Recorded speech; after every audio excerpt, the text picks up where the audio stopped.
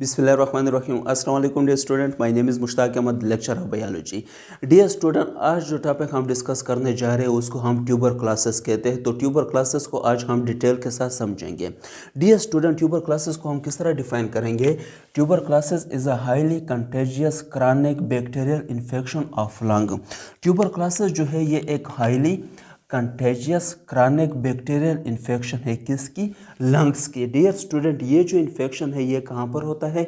Mostly ये lungs के अंदर होता है।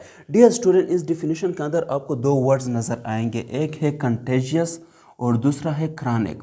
कंटेजियस का क्या मतलब है? तो कंटेजियस का वर्ड हम तब यूज़ करते हैं ऐसी डिजीज़ के साथ यूज़ करते हैं जिसकी स्प्रेडिंग ज़्यादा हो, यानी वो ज़्यादा फैलती हो, उसका फैलाव ज़्यादा हो।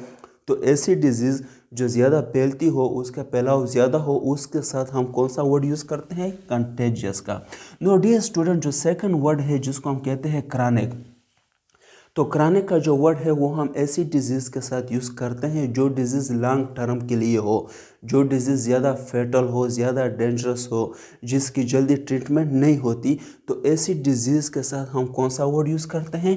क्रॉनिक का। नो डियर स्टूडेंट, आगे क्या है? Bacterial infection of lung. और ये किस वजह से ये इन्फेक्शन होता है? ये होता है बैक्टीरिया की वजह से।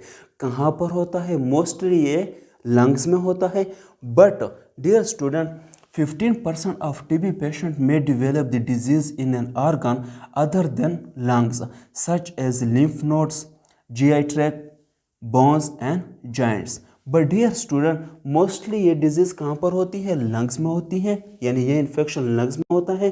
बट 15% लोगों में ये disease other organ than lungs में भी हो सकता है, जिस तरह lymph nodes, GI tract, gastro intestinal tract, bones और जॉइंट्स में भी ये हो सकता है। तो डियर स्टूडेंट, अब इस इन्फेक्शन को हम डायग्राम के ज़रिए एक्सप्लेन करेंगे, थोड़ा सा इसको और भी क्लियर करेंगे।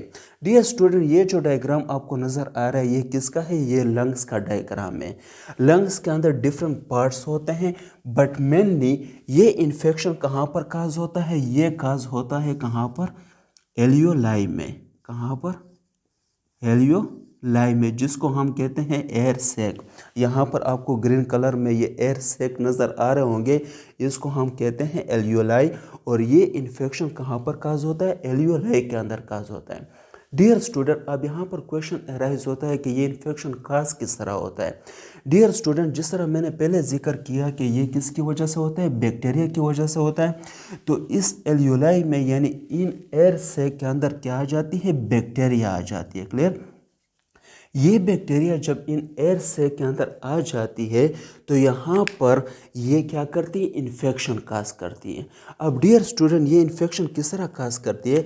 फॉर एग्जांपल, हम एक एलियोलाई को या एक एयर सैक को क्या करते हैं? जूम आउट करते हैं। तो फॉर एग्जांपल ये क्या है? एक एलियोलाई है। तो यहाँ पर क्या आ गई? बैक्टीरिया आ गई। डियर स्टूडेंट, हमारे बॉडी के अंदर क्या होता है? इम्यून सिस्टम होता है। तो यहाँ पर जैसे ही बैक्टीरिया पहुँच जाती है इस एलियोलाई के अंदर, जब वो यहाँ पर इन्फेक्शन काज करती है तो इसके पीछे हमारे बॉडी के जो इम्यून सिस्टम के सेल्स है वो आ जाते हैं। यहाँ पर सेल्स होते हैं हमारे बॉडी के अंदर जिसको हम कहते हैं मैक्रोफेजेस। क्या नाम देते हैं? मैक्रोफेजेस। ये सेल क्या करते हैं? ये यहाँ पर पहुँचते हैं एलियोलाई के अंदर और इस बैक्टीरिया को ये क्या करते हैं? इंगल्फ करते हैं। क्लियर?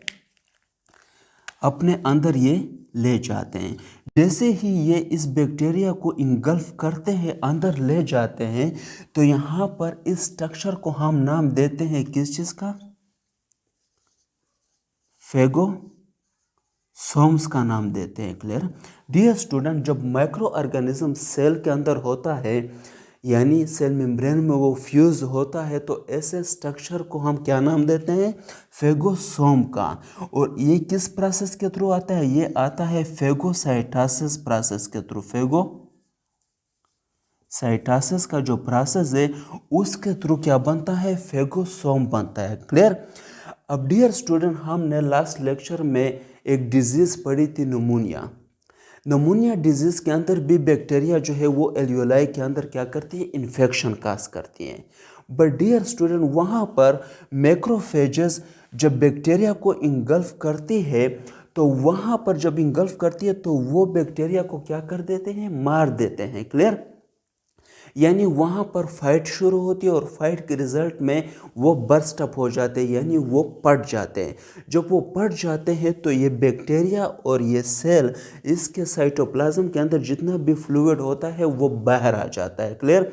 तो उस फ्लूइड को हम नाम देते हैं किस चीज़ का? पस का। और ये पस कहाँ पर बनता है? ये निमोनिया की जो डिजीज़ है उसमें ये बनता है। बट डियर स्टूडेंट, टीबी के अंदर पस नहीं बनता। वो इसलिए नहीं बनता क्योंकि पस जो बनता था वो तो फाइट के रिजल्ट में बनता था और वहाँ पर मैक्रोफेजेस जो है वो पट जाते थे और साथ में बैक्टीरिया का जो सेल है वो भी पट जाता था और उनके साइटोप्लाज्म का जो फ्लूइड है वो बाहर आ जाता था, जिसको हमने पस का नाम दिया था।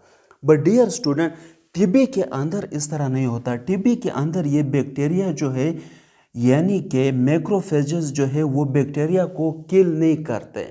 क्लियर? तो ऐसे स्ट्रक्चर को हम क्या नाम देते हैं? फेगोसोम का। और यहाँ पर बैक्टीरिया क्या करती है? खुद की रिप्लिकेशन स्टार्ट करती है और ख़ुद को डिवाइड करते रहती है। उसकी तादाद यहाँ पर बढ़ती रहती है। जब तादाद ज़्यादा हो जाता है तो यहाँ पर आपको जैसे पहले पता है कि यहाँ पर क्या होता है, गैसेस का एक्सचेंज होता है। तो वो गैसेस का जो एक्सचेंज है वो डिस्टर्ब हो जाता है, हमारी बॉडी में पूरी तरह ऑक्सीजन नहीं पहुँचती। जब बॉडी में पूरी तरह ऑक्सीजन नहीं पहुंचती तो हमारी बॉडी प्रॉपरली फंक्शन नहीं करती। तो ऐसे कंडीशन को हम क्या नाम देते हैं? टीबी का।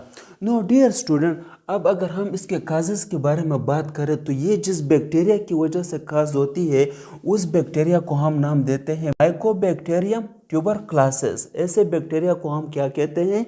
जो टीबी काज करते हैं यानी लंग्स के अंदर इन्फेक्शन काज करते हैं। तो ऐसे बैक्टीरिया को हम क्या कहते हैं? Mycobacterium tuberculosis.